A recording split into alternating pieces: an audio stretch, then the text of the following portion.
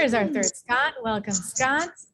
We're waiting for you. Awesome. It is exactly time. So February 15th, 2022. Really awesome to be here with you on a Tuesday morning. Let's just say hi first before we jump into it. So we've got, let's see, we got Eddie, MIA, not here yet. Oh, there we go. Here he comes back. Lynn has joined us early in the morning. We've missed you, Lynn. Thomas and Karen Jones.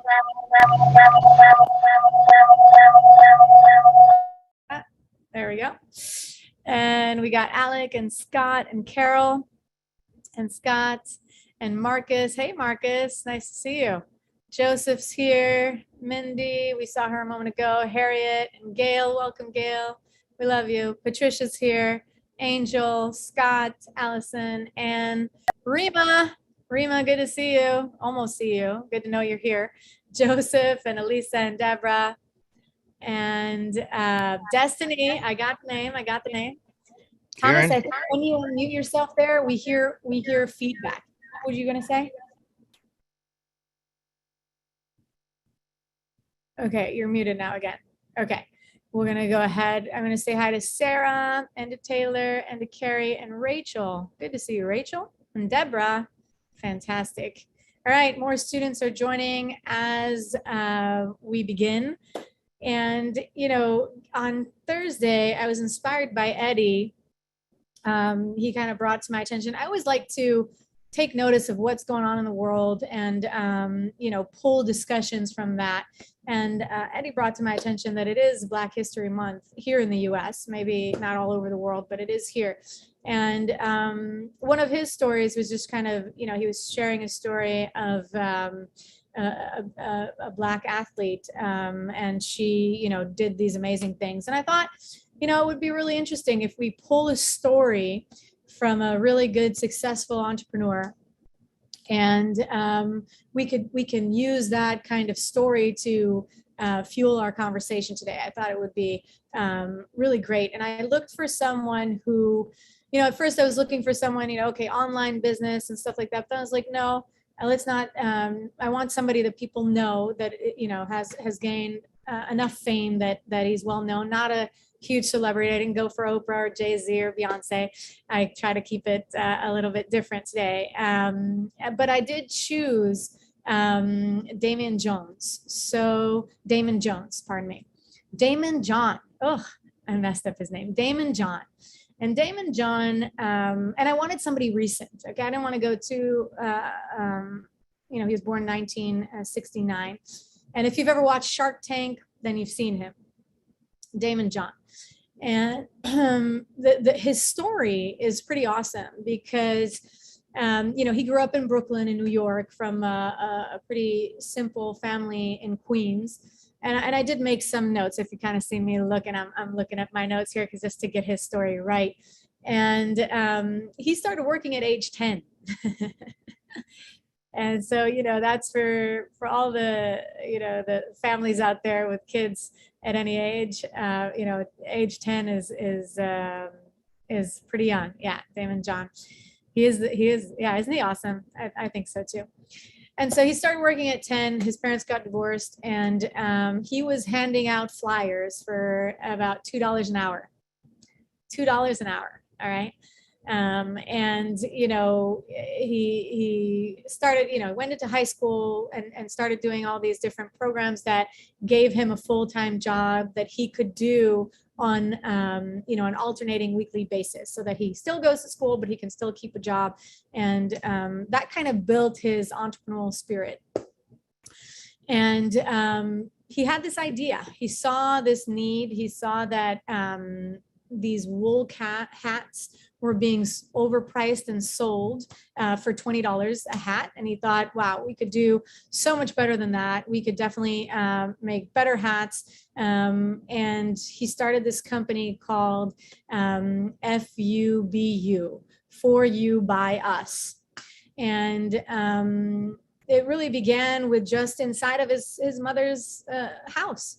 You know, they lived in a small apartment. He totally took over the house, and he was, you know, making these hats and using some fishnet to tie some things together, and just starting out this business. And he was able to sell these hats for $10 a hat on, let's see where that road is. He started it, or was it? And you know, someplace in Queens, I believe. It had the road there. But anyways, on the street, and he was making $800 a day. $800 a day. Oh, the corner of Jamaica Avenue. Corner of Jamaica Avenue. If y'all know New York, then that's where it was. $800 in a single day in 1992. Isn't that awesome? And so then after these hats, they started selling screen printed t-shirts. So I thought this kind of reminded us a little bit about our business. You know, we're doing these print on demands, you know, t-shirts, mugs, whatever, you know, hats, even whatever you can come up with. You've got all of these opportunities. But listen to his story, right? Because we have this amazing opportunity. I'm getting ahead of myself. I want to tell you the story, and then I'll try to compare a little bit. And so, you know, he's starting to make good money, and it's you know, starting to pay off. He's still working at Red Lobster. Right? So it reminds you of Rachel's story with Walmart. He's still working at Red Lobster, working in between, you know, making these hats, selling them on the street, and then going to work at this restaurant. And what they ended up doing, his mother and him, they mortgaged their house for $100,000 to generate startup capital. And that, you know, look at that energy of just taking a risk on your home, and like believing in your son, believing in this journey, believing in what can come to be from this venture, and then going all in. So they you know, they made that logo, the FUBU, and they did hockey jerseys, sweatshirts, t-shirts. You know, they started becoming this big, large clothing brand. And you know, there are even stories about him selling customized pencils, right? And all kinds of things like that. So just look at the brain about thinking about all these different ideas, very relatable to our venture. But, you know, the beauty is that we don't need $100,000 to get started, right? You know, you have the cost of the course, and if you've joined Launch 100, whatever that is, you're not putting all this money into merchandise, into creating, I mean, wow. And so obviously, he went on to become a millionaire, right? His net worth is like 250 million. You know, I can pull some stats for you. At its peak at 1998, FUBU grossed over 350 million in annual worldwide sales. 350 million. So, you know, he founded this company in 1992. 1998, he made 350 million in sales. I mean, wow. You know, he's received so many honors and achievements, and he's a motivational speaker. He's really awesome in that. That's kind of why I chose him. You know, he shares his journey. You know, he's someone who rised up just like us, and was able to find that fortitude, that courage within him. He had his goal. He knew what he was creating, found a need. He found a need in society. He answered that need. He was creative. He used the resources that he had, and you know, started up his business in his mother's house, not in his house, not in his, you know, established community or anything. In his mother's house, you know, just trying to make ends meet by selling some things, you know, on the street and stuff like that. You know, today he's joined, of course, Shark Tank, if y'all have ever watched that. And the thing with Shark Tank is that I think it just shows, oh, thank you, Harriet likes him. You know, it just shows that journey. And once we talked about, maybe we should bring that up again, you know, the hero's journey. Even, you know, when we talk about Plato's allegory of the cave, that idea of, you know, getting out of where you are, you know, pulling yourself up and you know, exiting that cave if it's Plato, or going on that journey through, you know, of the hero. And then as you come around the cycle, then once you're at that peak, you get to share it with others. you get to share it with others. And, you know, that's what he's doing now with Shark Tank, is that ability to uplift others, to allow others to realize their dreams. Of course, he's investing and making good investments and all that. He's an entrepreneur, you know, that's what people do. But to be able to, you know, grab people by the hand and just take them up with you, I think is really profound. Oh, I didn't read the full of that text. I just saw Damon is amazing. I met and dined with him and friends a few years ago after he invested in the weighted Shark Tank and weighted shirt. Oh, cool. Yeah, so that's firsthand testimony about him. And yeah, I was really trying to be selective of who I chose. And again, I wanted it to be something relatable to what we're doing. And I really think that there's a lot to learn from the story, but I want to hear from you about the story, about him, about anything that you want to share. But I just want to kind of, as I summarize this idea, Eddie's ready, of his journey, that we get to look and reflect on our journey. So some of us, you know, are starting off so much better than, you know, that living with their mother in a house in Queens, right, at that age and getting started. Some of us have our own homes. We've lived a good life, and you know. And then the other aspect to look at, to compare, we don't need these huge investments. We don't need $100,000 to get started with our business. You know, we can get started with so much less. Is there initial investment? Of course. We're creating a stream of income. You know, we're you know, creating a livelihood. Of course it is an investment. And so, you know, if you decide to join the Launch 100, you have that investment, or whatever you paid for the low-hanging system, that is your investment. And to be able to see that, first of all, to be able to look at the difference and how lucky we are with the system, I think is huge, to just be able to see that. Also, the risk that, you know, when you're creating items, when you actually create merchandise and you have them and they're you know, in your house, in your storage or whatever, there is a risk. They either sell or they don't, and then you have that. But with Rachel, she removed that. She removed that risk. You know, everything, we can create thousands and thousands and thousands of designs and just put them up there, you know, for buy buttons, and people, you know, just will click and press. And I think that is another huge advantage to this business that deserves being mentioned, especially when we're looking at someone else's journey.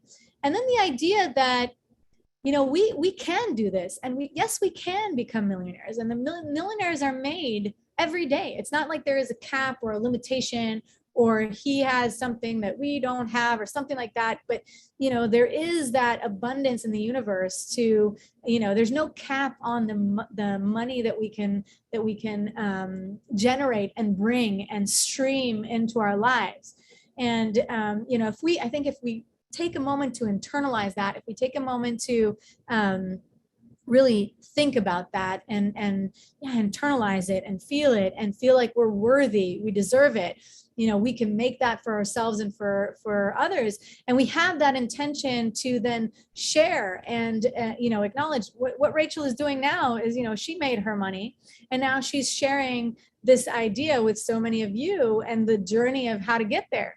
And that is huge, you know, similar to what Damon is doing, you know, sharing his money, his finances, his resources, his knowledge and entrepreneurship. So there really are so many ways to kind of see the parallels between these stories. And, you know, just to realize here, there's another line here for you, FUBU, that's his company, has earned over 6 billion in global sales. 6 billion, you see, you know, from a, you know, just kind of making hats in his mother's house. So yeah, I was very inspired by the story. I think it's important that we have stories that inspire us, that we can, you know, say, okay, if they did it, I can do it. You know, if he did it, I can do it. Or I can relate to this person. I can relate to that story. You know, it just makes it all so much more real to us and so much more achievable. And so I think that is really a great thing. So I want to just, you know, thank Eddie for bringing that to my attention, that, you know, and I knew that it was Black History Month, but just to hear how you know, use that as inspiration was really, really great. And I think that we'll be able to have a good talk around this. And just, even if you don't know the person personally and you just have something that hits you, that inspired you, that you would like to kind of use in your journey, or maybe you don't agree with any of this, and you want to say the complete opposite, then please do share. I want to say, for all those who are new, this is a safe place to share. There are never any wrong or right answers, or ways to communicate your thoughts and your feelings. It's really a wonderful community. Another example of how we uplift each other is the community here, and what you've created, and the help talks after, and just all of that. That's sharing the knowledge, the wisdom that you've gained in order to uplift others. And I think that is what life is all about. And so I'm really honored to be a part of this community. Let's hear from Eddie, and anyone else who'd like to share, and please do so. Well, hello, Karen, and Hello, the group, everybody. Yeah, Damon John. I like Shark Tank. I watch it regularly, and it's mainly because one of the lines I keep hearing them say on Shark Tank is, "You're running a business, not a hobby. If you aren't doing it consistently, working at it, putting all you got into it, you just have a hobby." And I had to think about that, because like I said, I've run a number of businesses over the years, and I tell you what I'm gonna tell you break you back to the story of what I talk about, me and a comic book. In order to get a comic book at 8 years old, 1964, I could not ask my daddy for the money. In 1964, a comic book was considered trash. In fact, Congress almost banned comic books as contraband. So the industry almost died. And I discovered it. And what I found out is, okay, a comic book was 12 cents. Now, I know today people go, well, you find a penny and 2 pennies and a dime laying around the ground. Well, back then you didn't, because it was a lot of money. Believe me, you didn't find a dime laying around, because you can get 2 small Baby Ruths for a dime. I mean, a comic book, I had to go, and I found out the Coca-Cola bottling company, Pepsi-Cola bottling company, Dahlia Wright, RC, they wanted their bottles back. And they would pay you 3 cents for that bottle. All of a sudden, bottles were valuable to me. And I'm finding a way, and I'm hiding bottles behind trees and going in ditches. And I went in every kind of little dump, whatever, to find 5 bottles, because that's 5 times 3, 15. That's enough to get a comic book. Of course, because I found out you had to have 13 cents. They actually tax children.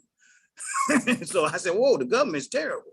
But all I'm saying is, that was my taste of entrepreneurship. I'm going, wait a minute, I didn't have a job, but that's your job. Find out what somebody wants and sell it to them for a price. And, and I started thinking about this all over the years, and I have done landscaping. I put the stuff in the trunk of my car on my weekend job and just went and raked people's yards, cut grass, and made money. Now, in fact, I would match my regular weekly paycheck in about 3 or 4 hours doing yard work. I'm going, this entrepreneur thing is nice. What I want to say compared to what Karen was talking about is, you got to get out your own way. And that's what I had to learn. I'm working on me. I'm still a work in progress. You got to always remember, you are always a work in progress. Failure and success, you are the common denominator. There's something you either quit, you either said the wrong thing, or I don't even want to say you said the wrong thing. You said something that stopped you, and you need to stop saying it. Like I've said many times, I'm frustrated over this. This overwhelms me. Believe me, stop saying that. The universe hears you. I get on here. You don't ever hear me give you numbers about what my business is doing. That's not on my mind. I see what my business is going to be already. I'm looking at it. That's why I put my. That's why I went in and filed for. And I'm running a little long here. That's why I went and filed for retirement. My job I have at Walmart is getting in the way of my entrepreneurship. Because every time I go around these aisles and see these mugs on the shelf and shirts, and I'm a shirt reader. Customers coming in, I'm saying, that's a sign. Oh, I should be doing this more. Oh, they're walking in and telling me, hey, you should be leaving this job and going doing this because we'll buy your shirts if you say something exciting. You know, all I did was show y'all my little bird on the screen here. And somebody text, Eddie, I would buy that if you put it on the mug. I'm going, so the universe is telling me stuff. What are you hearing? What are you seeing? What around you is telling you what your next step is? Get away from the negative and go into the positive. Shine your light now. And you'll be surprised because what Damon John did blew my mind. FUBU. And I mean, people just went, what? And I don't want to get into all of some of this negative stuff that come out of it because, but it is, you had to overcome some crazy thinking from people you thought was actually on your side. No, you got to be on your side. And they will come aboard because people always freak out when people start getting successful. They might talk crazy for a little while. They say, well, wait a minute, he's doing something. So start doing something, keep doing it until what you get comes to you because it will. Thank you very much for this opportunity, Karen. And I guess I'm glad I inspired you some kind of way. I just do what I do. Awesome. Have a great day, y'all. It's beautiful when, you know, we can bounce things off of each other and just kind of grow in that way. And thank you for saying FUBU. I forgot to say FUBU as I was talking about it. And, you know, as you were speaking, you reminded me of this quote by Jim Rohn, and especially with that question that Rebecca had in the chat there. You know, it's kind of like he says, at the beginning, you're working full-time on your job and part-time on your fortune. And then it's, you know, it won't be long before you're working full-time on your fortune and you no longer need your full-time job, you see. And so it's kind of like this flip, because you have to first imagine what will your life look like when you're working full-time on your fortune. You know, what does that feel like? What does that look like? And even Scott put some advice there, you know, in the chat to just, we talk about this when you get set up for your business strategy session. We want you to have this bigger global vision on what it is that you're working towards. What are you trying to create in your lifetime in general? And then as you do that, you start to realize, you know, what can you do on a day-to-day basis to get there?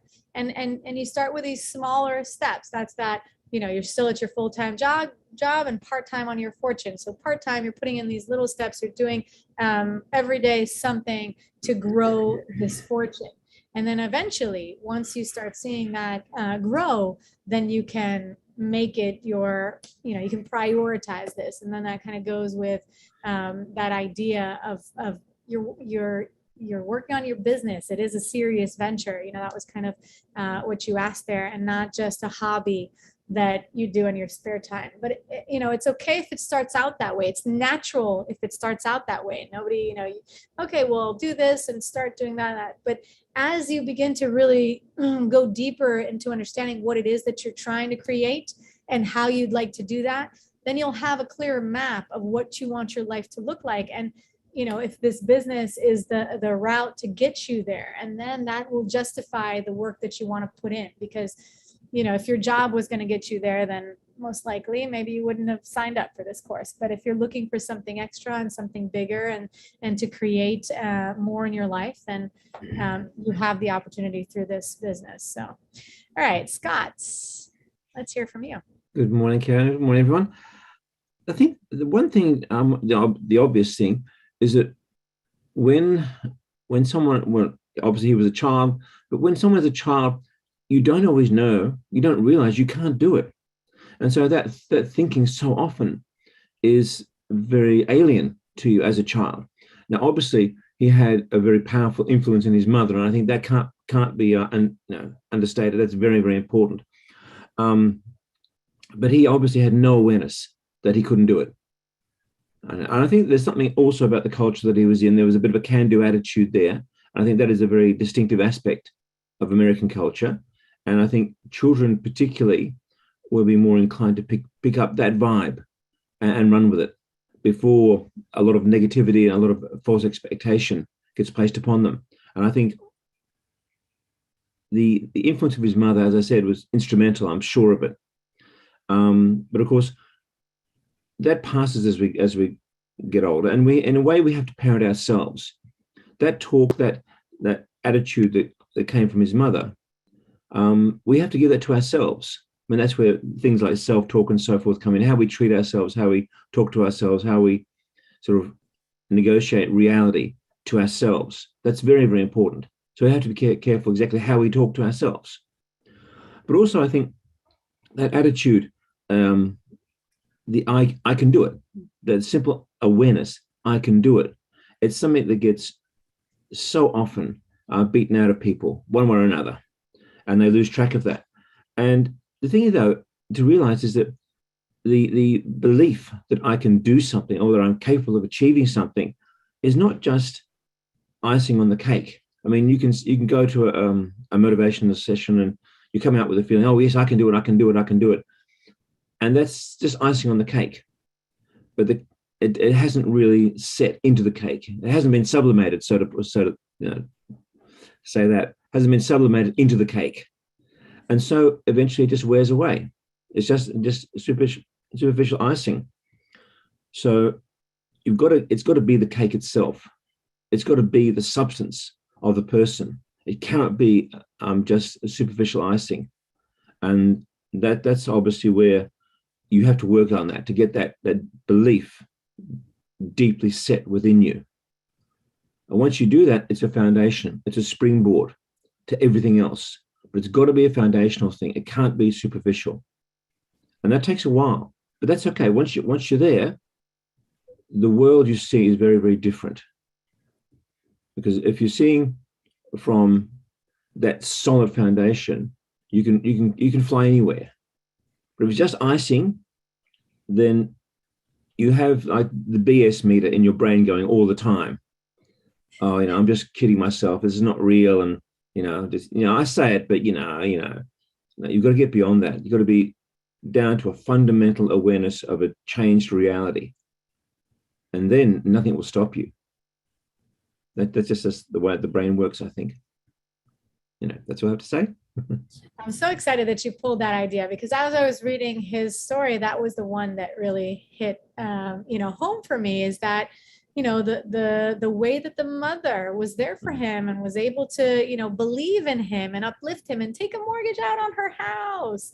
How many families do each and every one of you know that would do that? I mean, there are some, of course there are, but a lot of the parents will say, well, why don't you just go get a real job? Why don't you, go to school, get a degree, not to say that any of that is not good. I'm just saying that not every parent would be that encouraging and that willing to take that enormous risk with the child, with the son. I mean, that's huge. And that really was something that struck me as I was reading the story. So I'm really happy that you highlighted that. And I agree. As we get older, we have that negative talk, the negative thoughts, whatever we heard when we were young, right? When they ask us when we're young, what do you want to be? An astronaut, a pilot, a doctor, anything goes, a superhero. We just say whatever comes to the mind and we believe it. It's not like we're just randomly saying it. But then when you get older, it's like, okay, what's going to get me the paycheck that I want?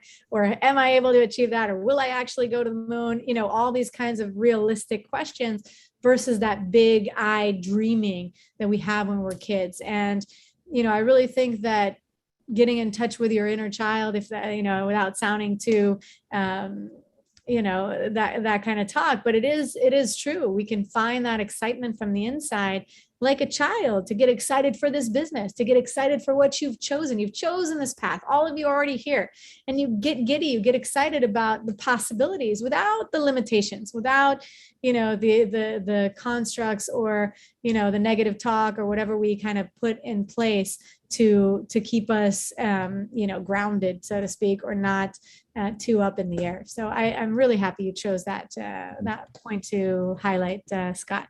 Alec, how you doing today? I'm doing good. Well, you were talking right now about being able to find your inner child. And to tell you the truth, I had lost that for a while. I really, really had. And so life just went in its own direction. It went in its own path. And I wanted to work on a movie script to well, actually I had started working on one and just nothing ever really happened with it. And one actor we'd been talking for like a decade about, hey, we're gonna do this, we're gonna do this. Well, this whole decade I'm buying equipment and I'm going out to and I'm like, hey, you know what? I need another microphone or I need this. And it always came down to, oh, I can't. So I wound up buying everything myself.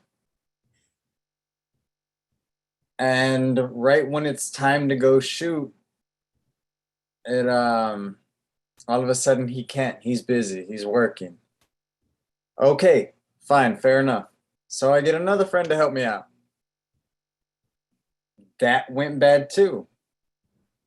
That turned into we went to go shoot one day and then he decided to go party on that day while we were shooting, so nothing really got done. And so don't get me wrong, like all of this stuff is going on, and as I'm getting older, still I'm realizing that, like, hey, wait a minute. Well, I don't live forever, so everything is kind of on the clock. And I heard you mention prioritizing, not just right now, but I've heard you mention it quite often. And this weekend that just kind of really, really sunk in, and I found something that I hadn't found in a while. I found the inner child, and it was like, okay, you know what? Let's get going. And decided to go ahead, screw the first script, write another one, and I have not been able to stop since I started. I mean, if I go to sleep, I go to sleep and that's when I stop. But for the most part, even if I'm there, people run out of ideas, so they will take their little break or whatever. But the point that I'm trying to make is that it really is one of the most important things to always have that inner child.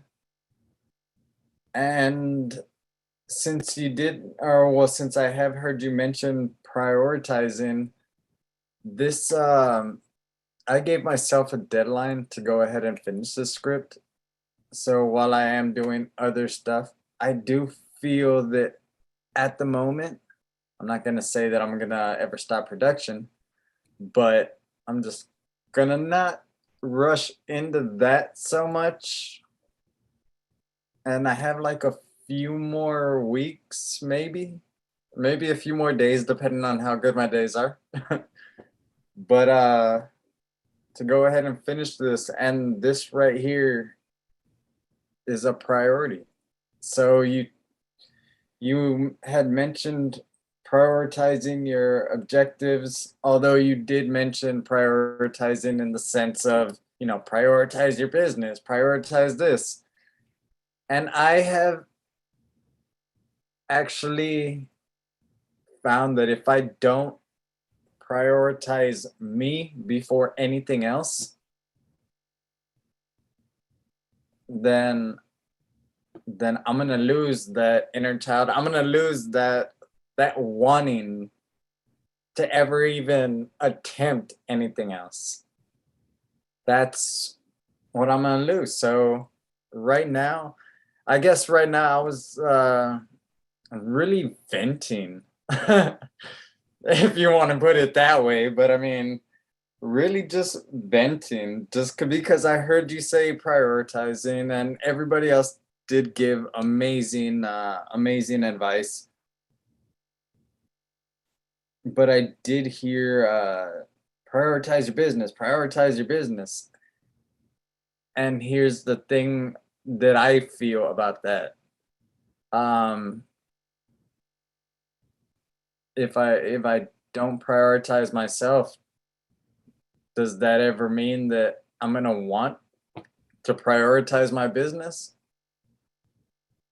So if I don't worry about me, why am I gonna worry about anything else? Baby steps. That's it, man. I think you were talking about the conversation that we had on Thursday, right? Time management and stuff like that we were talking about. Are you referring to that? Well, I mean, like I said, you've brought it up in multiple meetings that I've attended. When I say to write out, prioritize your life, it's going to look different for everyone. It's going to look different for everyone. If I'm giving examples, I'm definitely giving examples that are related to the business, because here I am, part of the low-hanging system, and I definitely, want y'all to succeed. But Alec, you do you. If you decide to prioritize, movie making, and you put that as the bigger part of your life, then you do that intentionally, and you make that space intentionally. And then down the road, it wouldn't be surprising if you don't see, your business grow, because you didn't prioritize that and you didn't spend time there. But you know what you did, and you know what your intentions were, and how you set out to achieve your goals. And that's what it's about. Everybody's I related it to a circle or a pie, or however you want to do it. You prioritize what you decide. If other people want to prioritize family, if other people want to prioritize, whatever you want, as long as you look at your day and you actively know what's going on. Where are you spending more time? Where are you spending less? And then there are less ability to be surprised at the end of the year of what came to be and what didn't, because you already know where you're spending the majority amount of your time, right? So that is that about that.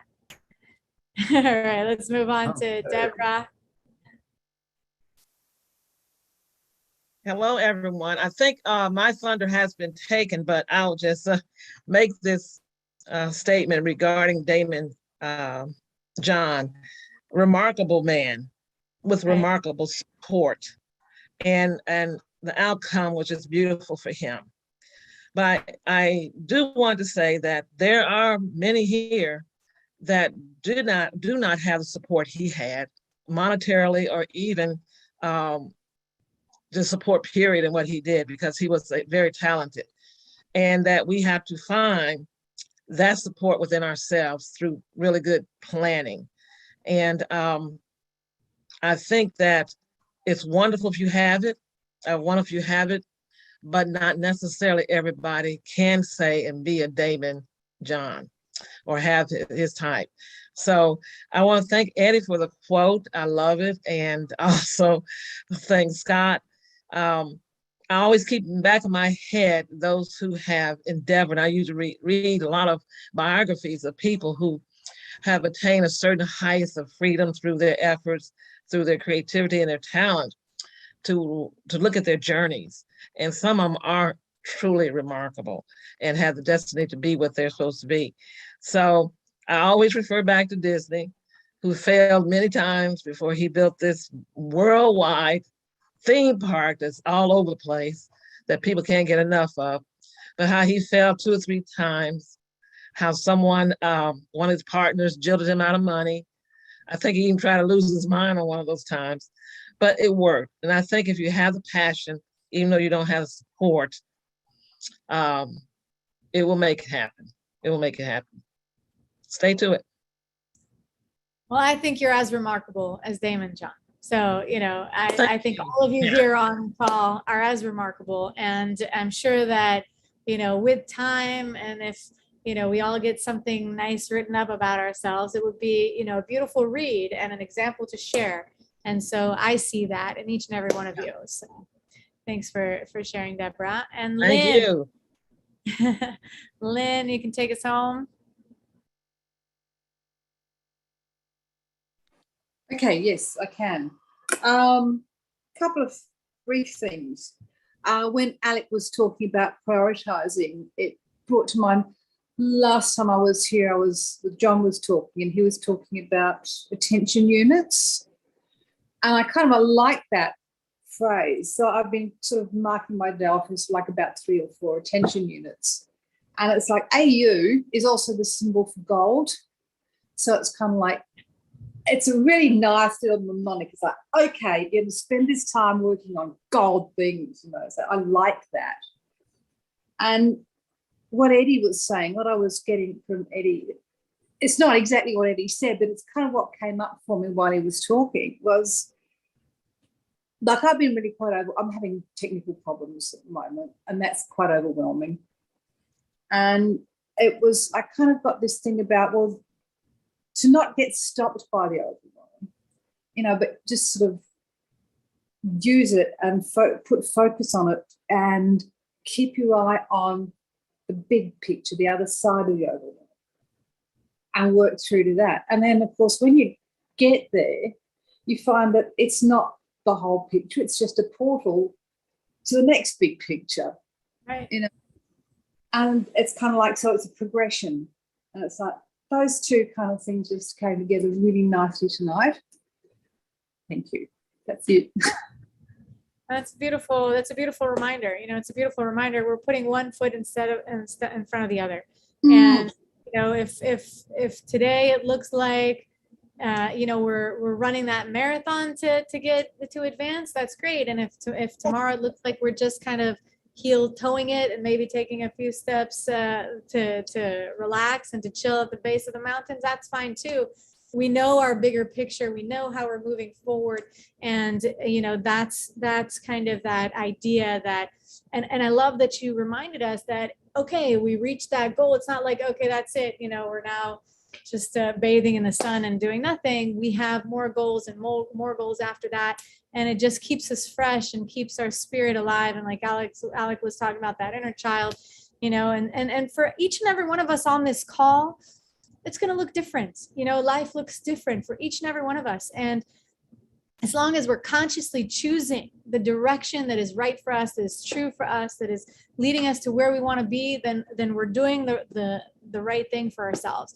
And if sometimes it's a little bit scary to make those choices and to, you know, commit to new things, then, you know, we remind ourselves why we're doing it, and you know, how great it feels to get to that summit of the mountain in the end, you know, and to look down and to see the view and to feel the wind in our hair and just enjoy, you know, everything that we've created. So that was a great reminder there, Lynn. Deborah wants to say one more thing. Let's hear from you. I just Deborah. want to tell Eddie that you are so young, because when I had my little red wagon full of Coke bottles and orange juice bottles, they were 2 cents. So by the time you were born, they were 3. So you got inflation, and my comic books were 10 cents, not 15. So, and I did sell my Coke bottles in order to buy my 2 for penny candy. You know what? It's beautiful to look at life that way. I was just having a conversation with my daughter about concert tickets. I saw this one thing that you know, concert tickets used to cost $12, $17. You know, now you pay $100, $150. Hundreds. If you're lucky, maybe it costs you $50, you know, whatever. And if you're really getting good seats at a very fancy, you know, it could be $300, $400, $500. So just looking at how life changes in a lifetime and what happens to our money is really interesting, because as you live it, you don't notice. It's like, oh, okay, we're just keep on walking, keep on doing. All right, well, this was fun. Thank you all for chiming in, for sharing your ideas. I really appreciate each and every one of you. Eddie says there was once a car was $3,000. Well, you can still buy a car for $3,000, but maybe not the car of your dreams. All right. I think it's really beautiful when everyone shares what's going on in their lifetime and how things have changed and open up for y'all.